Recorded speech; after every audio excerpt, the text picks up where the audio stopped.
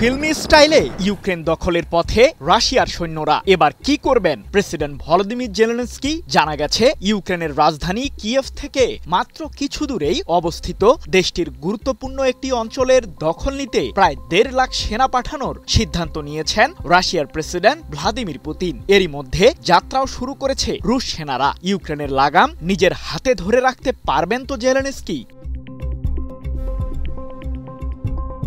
তীব্র শীতকে ফাঁদ বানিয়ে ইউক্রেনের পূর্বাঞ্চলীয় শহর পোক্রোভক দখলের জন্য এগিয়ে যাচ্ছে রাশিয়ার সৈন্যরা। সাঁজোয়া যান এমনকি মোটরসাইকেল ব্যবহার করে ইউক্রেনের ওই গুরুত্বপূর্ণ কৌশলগত অঞ্চলটি দখলের জন্য এগিয়ে যাচ্ছে রুশ সেনারা। 11 নভেম্বর এক প্রতিবেদনে বিষয়টি নিশ্চিত করেছে ব্রিটিশ বার্তা সংস্থা রয়টার্স।